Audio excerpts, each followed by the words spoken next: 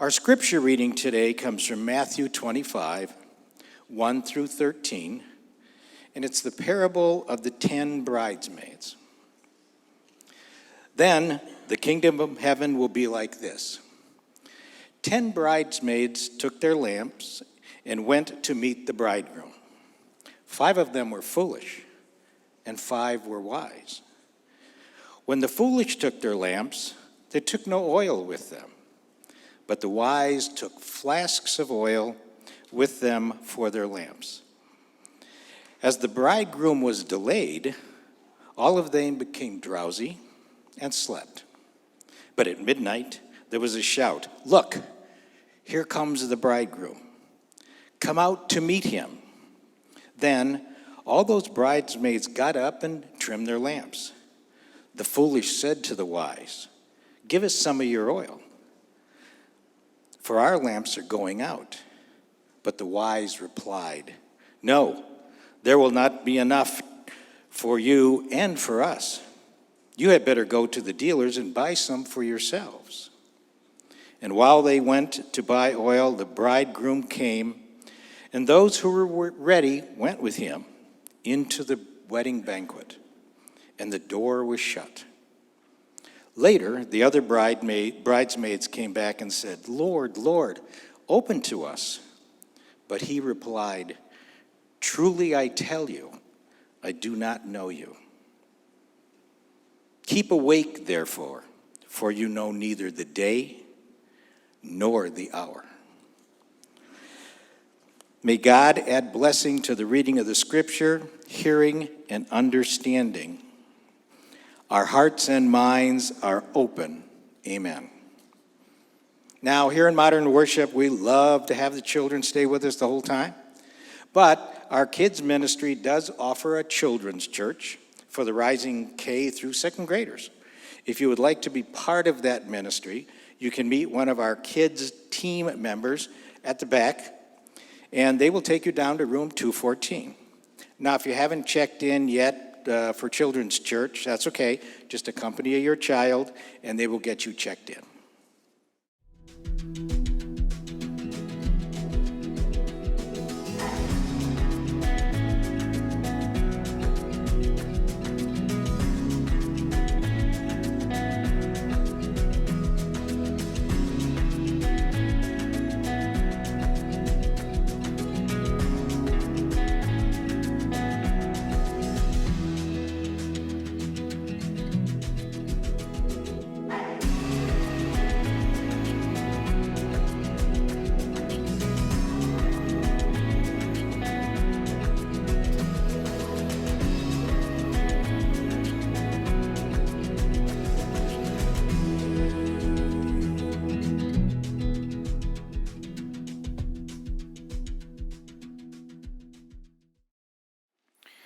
So here we are again, sitting with another parable from Jesus.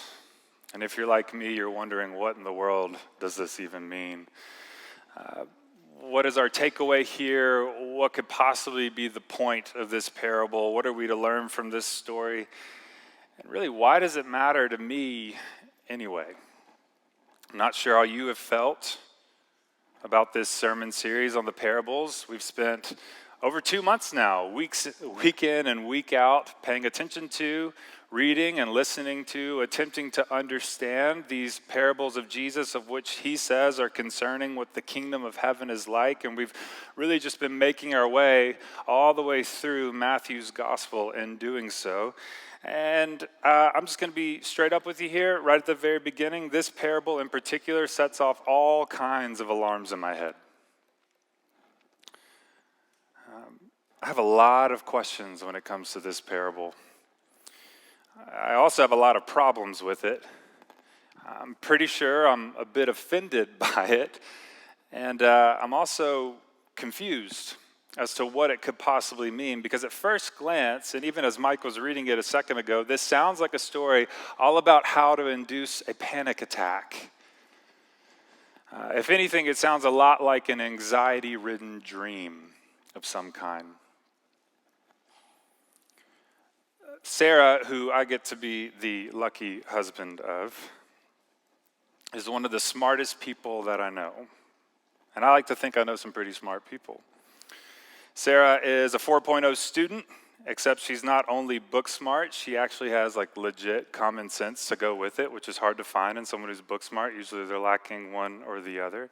She's got both. She's open, she's curious, she's always learning, and she loves this stuff. She's been in school quite literally all of her life, and we're in our 30s, so that's a really long time.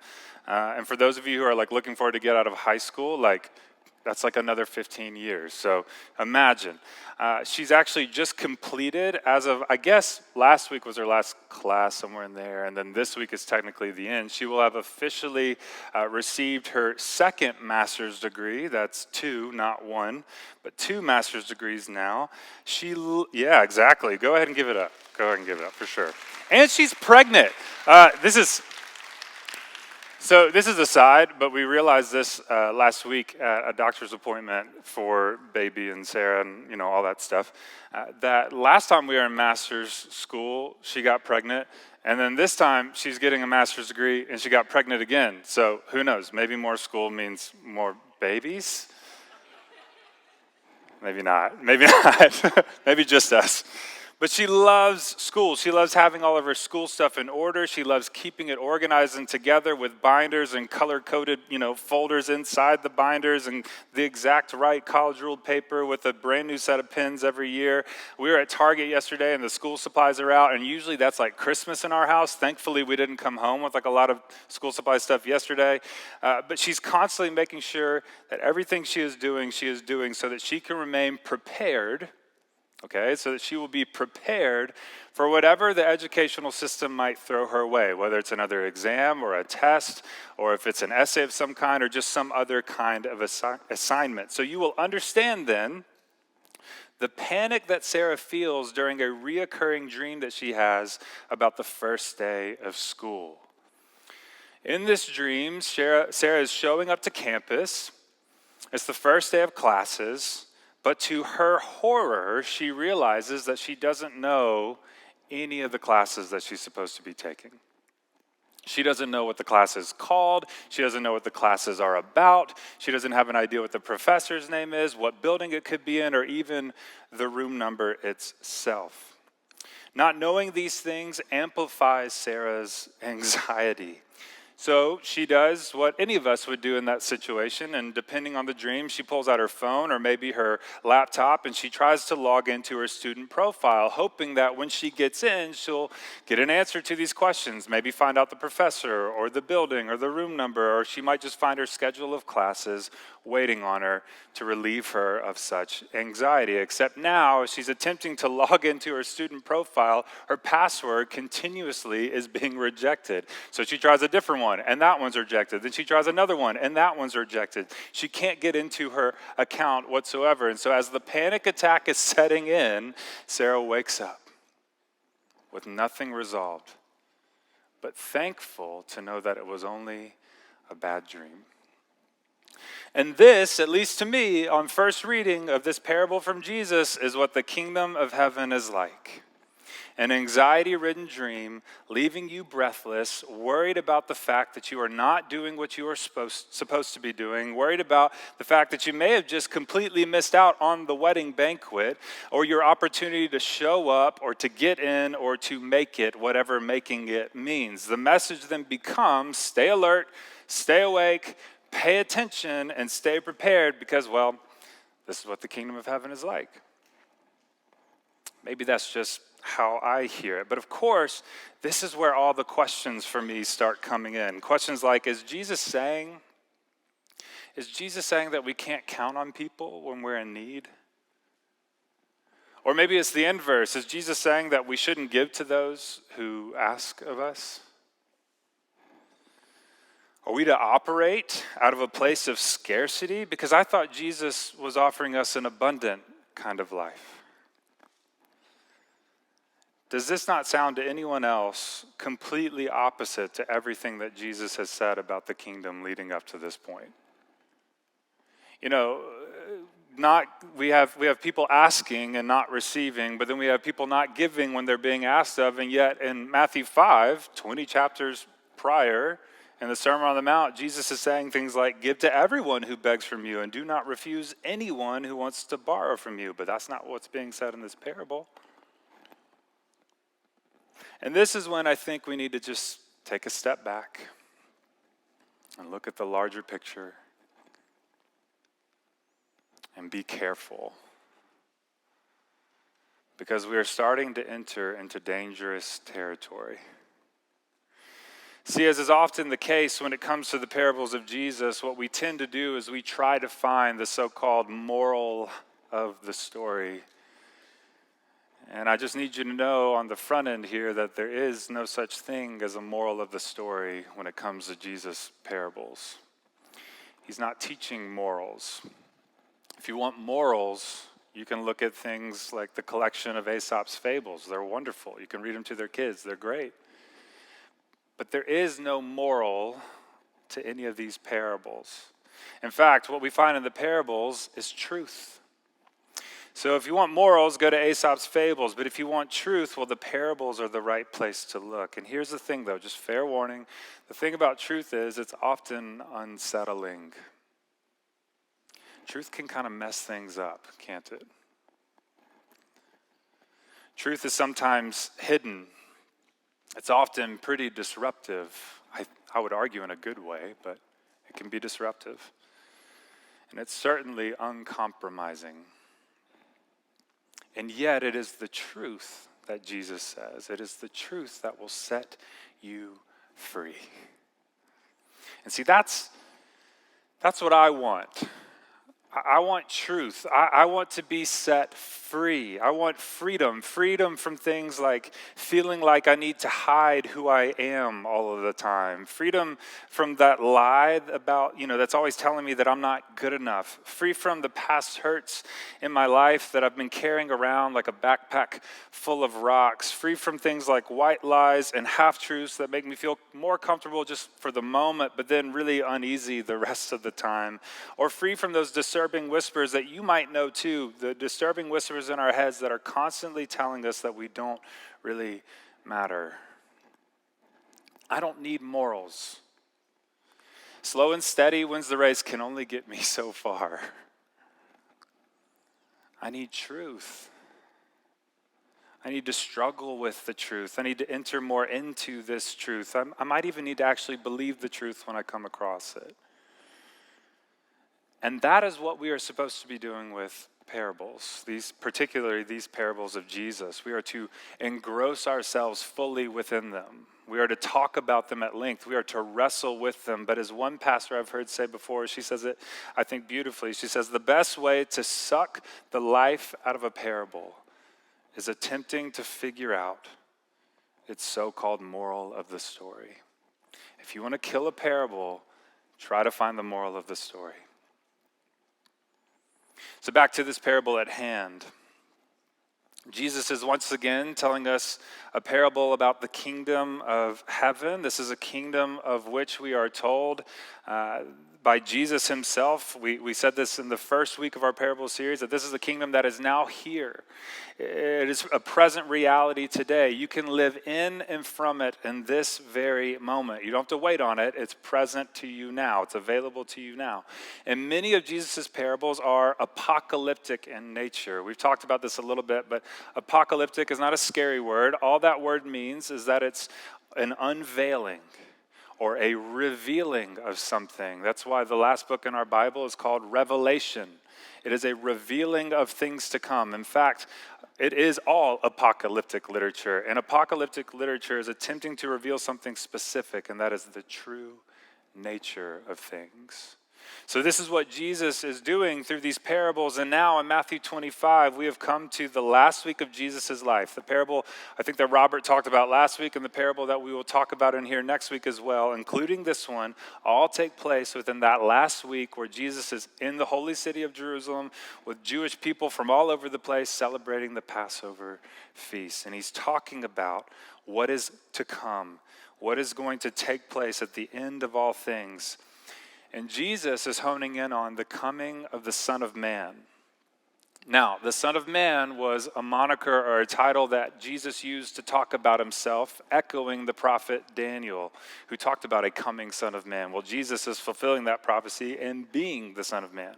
And he's talking about things like this fancy word, the parousia, which simply just means the second coming, saying things like the Son of Man is coming on the clouds.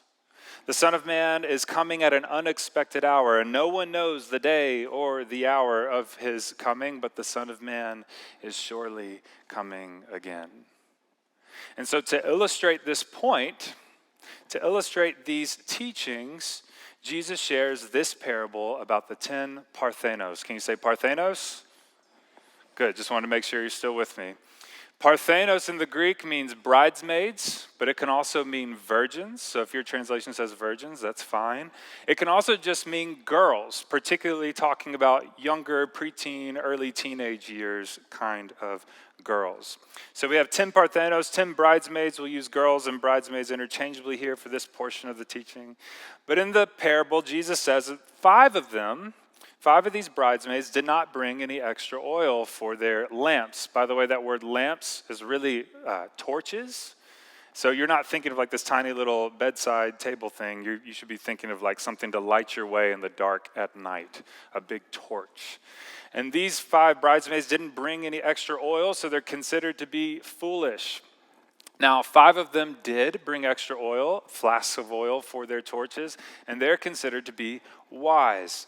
Now, all 10 of them are waiting for the bridegroom to show up and to get the wedding festivities started. But if you notice, well, let me say this. We don't know much about first century Palestinian wedding culture and how things went and what all the structure was like. But we do know from parables like these and a couple other readings as well, historically, that the bridegroom would come and retrieve his bride to get the wedding started. Now, what you probably have noticed, or maybe you didn't, but I'd like to point out to you if that's true, is that nowhere in this parable is anything said about the bride. Did you pick up on that? We're not even talking about the bride in this parable. And that is because the bride is us, the church, Jesus' followers, the one whom Jesus is coming to retrieve.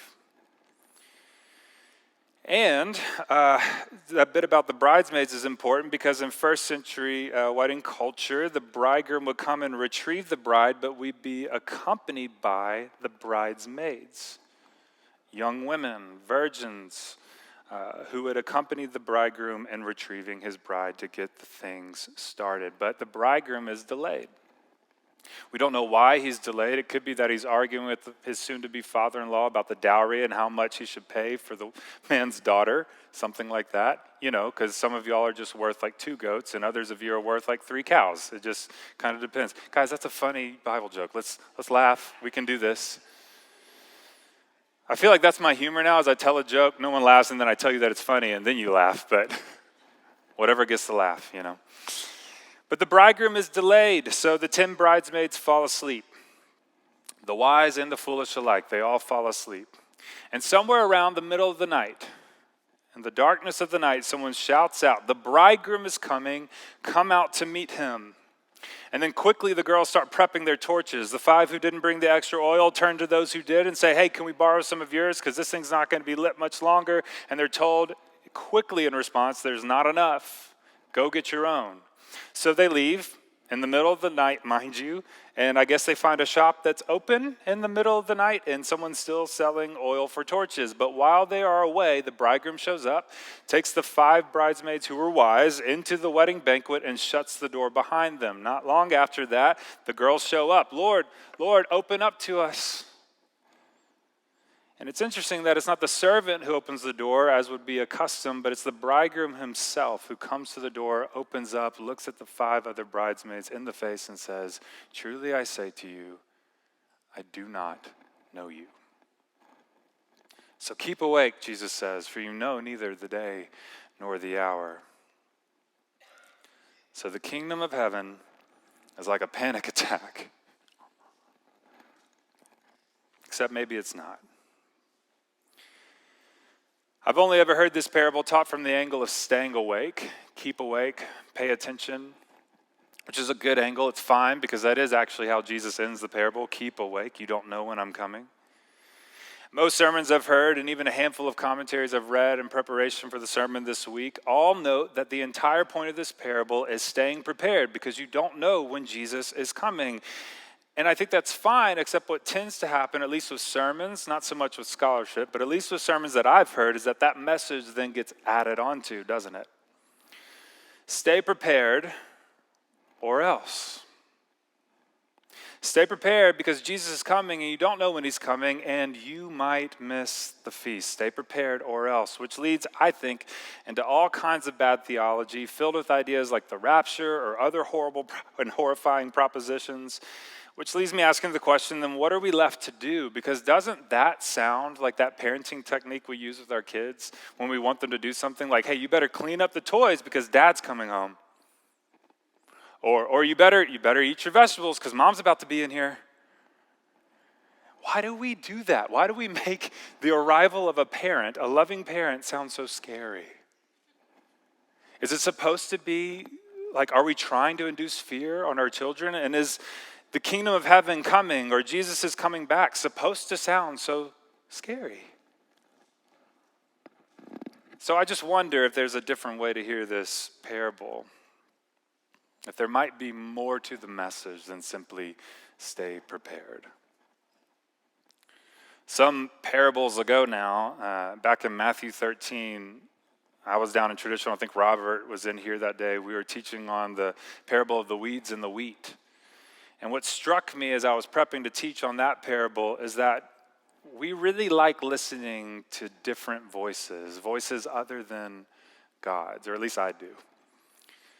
Since Genesis 3, we as humans have started listening to the whispers of another voice that is telling us a different story about God and God's intentions for us. With questions like, did God really say, still ringing in our ears, we then begin to believe this other voice. And that's when the panic begins to set in, isn't it? That's when the fear starts showing its head. So I wonder, are we listening to the wrong voice? In this parable, there's one voice, the first one, that shouts out in the middle of the night, the bridegroom is coming, come out and meet him. But how do the bridesmaids respond? Well, in the middle of the night, maybe before we get to the bridesmaids, just an observation. It's the middle of the night, and, well, it's not Times Square. It's not 21st century America where we have street lamps every block or so lighting the way. So it'd be pitch black dark. How do they know that the bridegroom is coming? Well, he must have had a light, a torch all his own illuminating his way, and he is coming. And then the invitation is given, come out to meet him. And so now, what do the bridesmaids do?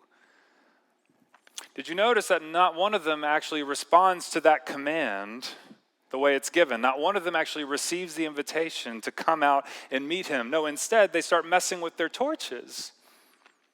They start messing with their lamps. And this is when we find the problem. 5 of them don't have enough oil to keep things lit, so they ask the others for some of theirs. And then here comes the other voice, a different invitation, if you will, saying to them, there's not enough. Go and get your own. There's not enough, this voice says. Go and get your own. So which invitation are we receiving? Come out to meet him? Or there's not enough? Go and get your own. It's interesting, is it not, that the first voice, the one that's inviting the girls to come out and meet the bridegroom, never even mentions the torches. Doesn't say anything about them. The invitation is not, the bridegroom is coming, so get yourselves ready. Make sure your lights are lit, that you have enough oil to light the way, that you have everything in order. And yes, when you have it all ready and perfect, well, then you can come out and meet the bridegroom. No, it's much simpler than that. Come out and meet him. But the message our girls hear seems to be different than the invitation they're given because they get to work. They get their torches ready, they get them lit, except the problem is they don't have enough, not enough for themselves or even to share with one another. So a different voice enters our story. Look, we don't have enough, go get your own. And herein lies the reason that I think 5 of them were considered foolish. I don't think the bridesmaids were considered foolish because they didn't bring any extra oil. I think these bridesmaids are considered foolish because they listened to a different voice. They listened to the voice of the other bridesmaids saying things like, there's not enough. When has it ever been said of the kingdom of God that there's not enough? Or go and get your own. That's not the message of the kingdom. They've listened to a different voice. They didn't adhere to the truth. And in doing so, they missed out on the wedding banquet. At the very end of our Bibles, in that apocalyptic book, Revelation, we're told about the coming of the kingdom of heaven and how it shows up. In Revelation 22, last chapter of our Bibles, we see this holy city, the city of God, the new Jerusalem, the new heavens and the new earth, however you want to say it, all descending upon this one. This is a city where God will be in the midst of his people. He will be their God, and we're actually told something very specific. You can go check me on this if you want, if you don't believe me. But we're told that in the end, there will be no need for lamps or torches. There will be no need of the sun any longer because God will be in their midst and God will be their light. You see, instead of trusting the light of the bridegroom himself, that this light would be enough, these bridesmaids bought into the lie that they needed to spend their time and their money, and I'm guessing a lot of anxious energy on trying to find more oil. And in their shame and in their guilt, they could not bring themselves before the bridegroom, aka Jesus, with their lack and with their need. They counted on things like half-truths and their own efforts to get them by and to get them into the banquet. They believed the lie that they were not enough, so they needed to make themselves enough. Are you hearing this? They needed to make themselves enough before they could ever approach the bridegroom. And in doing so, they missed it. Not only that, but those horrifying words that are awaiting us at the end of this parable that we're going to have to address, guys. The bridegroom himself peeks his head out of his own party and says to them, I do not know you. Yeah, that's where the panic sets in for me. So I want you to hear the good news. And this is where you can check back in if I've lost you. Jesus knows each and every one of you. Not because of your ability to clean yourself up, and not because of your ability to earn your way onto the list of the great wedding banquet. And this is important, okay? When we begin to believe the lie that it's up to us to put ourselves together, the lie that it's up to us to make ourselves more presentable or to filter out all the blemishes or to hide our true selves, who we really are, certainly Jesus will look at our fake presentations and at our false selves and say, I do not know you. That's not the person he knows. Because Jesus knows the real you, the real me. Jesus knows and wants our true selves, our real us. Jesus knows us by our simple need of him. Jesus knows us by our needs and by our wants and by our lack thereof. So the point of this parable might just be that God is not all that interested in how overly prepared we can be or how well-behaved we might have become. It might just be the case that God simply wants us to know that we do in fact need him, that this is the truth, and that this is the kind of truth that will set us free. So the kingdom of heaven, fortunately, is not like a panic attack after all. I've been going back and forth on how I want to say this, but I am going to just take a second longer to hang with me to say just a couple more things in closing. I think it would be fair to assume that many of us were brought up in the church, or we at least have some knowledge of what this whole Christianity thing is about. And I think even further, it would be fair to assume that some of us were even taught to believe in God by way of fear. That if you didn't have the right beliefs about God, That if you did more bad in this life than good, or if you were, you weren't to a Methodist church instead of a Baptist or a Catholic or fill in the blank, then you may not be a real Christian, that you might not, after all, go to heaven. Of course, that means, here's the fear part, that you're going to spend eternity in HE double hockey sticks. That if you weren't prepared with all the right dogma or the right doctrine to go with it, if you weren't able to show up to Jesus with suitcase in hand filled with everything that you could possibly need, well, good luck. And if that is true for you, or if it ever has been true for you, then I would only ask you to consider if maybe you were listening to the wrong voices all along. That instead, I would just want to invite you this morning to listen to the God who loves you and created you and knows the real you behind the mask, whispering to you. If you would just hear him this morning whispering to you, whoever told you such things? Because I would imagine it wasn't Jesus. So may we close our ears to things like half-truths or flat-out lies, and instead open our ears to the truth. The light of Christ has come. The light of Christ is surely coming again, and it is his light that will be the only light that we ever need. So would you come out to meet him? Amen. I'm going to invite the band up now. And as they're getting into place, I want to remind you that as we begin this last song, we're going to kind of transition into a time of worship through the giving of our tithes and offerings. And just to kind of help you, we've changed this a little bit. Say if you haven't been around this summer, if this is just new to you, if you're new to us, we have a basket at the end of your row on the middle aisle, on the middle aisles. If you would just take that basket, you can place your prayer request card that Mike was talking about earlier in that basket. It will surely get to the pastors of the prayer team. Or if you want to place your tithes or your offerings in there, you can do that. Pass it down your row, and either an usher will be there to grab it, or you can just simply place it on the floor, and we will grab it. And as we transition now, I would like to pray for us. So I know we're kind of passing baskets and everything's kind of moving, but let's just pray and pause for a moment and come before God in prayer. God, it is with joy that we are able to return to you what you have given to us so freely. So we give you our tithes and our offerings. God, we give you our very lives as an act of worship, saying thank you. Say we give you honor and praise because you've given so much to us and for us. You love us so well and so deeply. So may we return what you've given us, asking and even trusting that you would take these our offerings to make your kingdom more visible here on earth as it is in heaven. And as we transition now from a time of teaching and hearing your word, God, I ask that whatever was not of you, that it would fall short and be forgotten. But that whatever was of you, that it would be like a seed that is planted deep within our hearts. In that secret place where you meet us, where you know the true selves, our true selves. Would you nourish us with your word, with your love, with others around us?